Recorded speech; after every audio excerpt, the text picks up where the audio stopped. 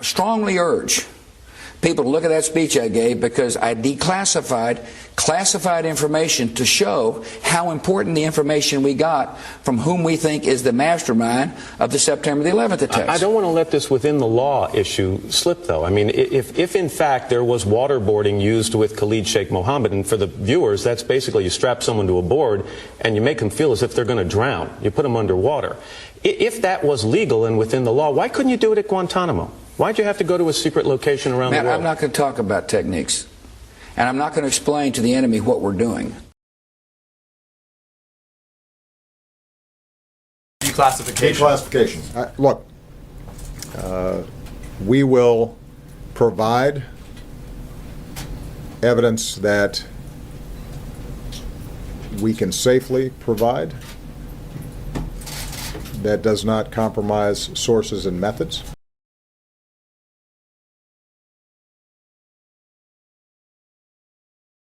Our source is not the Russian government. So in other words, let me be clear. Russia did not give you the Podesta documents or anything from the DNC. That's correct. Can you confirm whether or not you have information involving hacked info from the RNC? We received about 3 pages of information to do with the RNC and Trump. But it was already public somewhere else. Okay, so in other words, there was nothing significant. There was nothing comparable to what happened. So what Reince Priebus said on NBC to Chuck Todd this weekend was true, and NBC had it wrong. Well, as far as we're aware of. As far as you're aware of. Yeah. Now, the CIA supposedly says the Russians definitely tried to influence the U.S. election. What are your thoughts on that? I think it's very interesting. The key quote for us is from James Clapper on the 17th of November. James Clapper is the head of the DNI.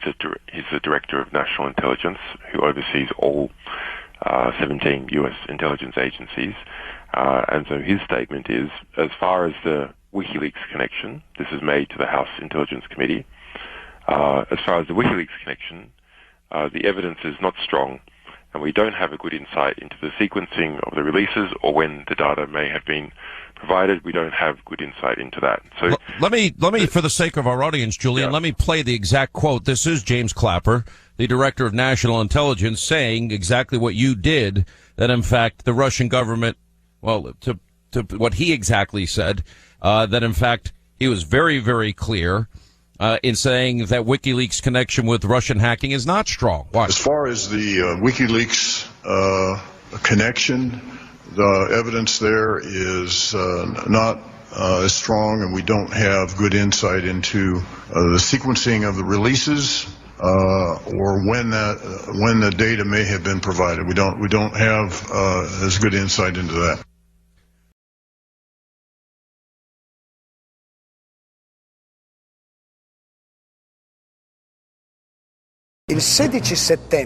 On September the 16th, one of the alleged hijackers of Flight 11, Abdel Aziz Al-Omari, went to the Jeddah consulate to protest his innocence to US officers. Al-Omari, a pilot from Saudi Airlines, receives an official apology from the American officers in Riyadh.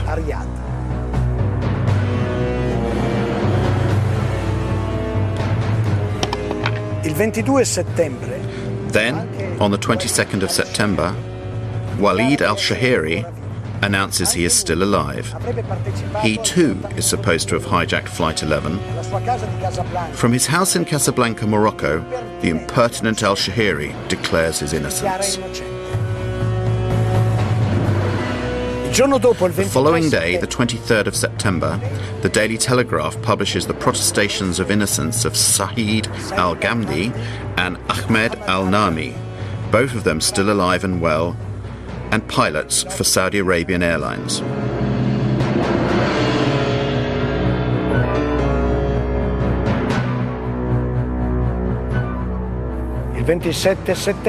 On the 27th of September, CBS tracks down Salem al-Hazmi. According to the FBI, he was dead after Flight 77 crashed into the Pentagon. But curiously, he persists in hanging around alive in Saudi Arabia, where he works in an oil refinery.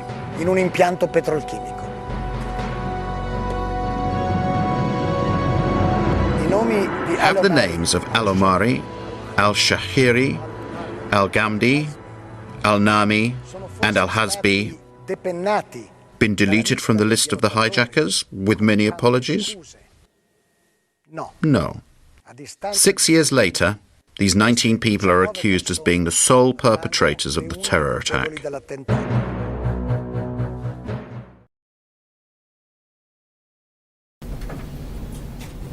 Unless the American people genuinely think that the professionals in the CIA, the FBI, our entire intelligence infrastructure, many of whom, by the way, served in previous administrations and who are Republicans. You speak of Mohammed Atta. What Mohammed Atta?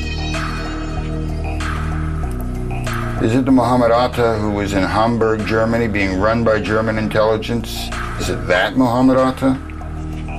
Is it the Mohammed Atta who appears in Venice, Florida, which is a major locus for the National Security Agency, who's supposedly training at a little flight school for a little single and dual engine Cessna aircraft, and who's rooming with a man named Charlie Voss, who was a CIA pilot who ran guns into Nicaragua and cocaine out for the Central Intelligence Agency? Is it that Mohammed Atta? And who are Republicans, are less trustworthy than the Russians. Our source is not the Russian government.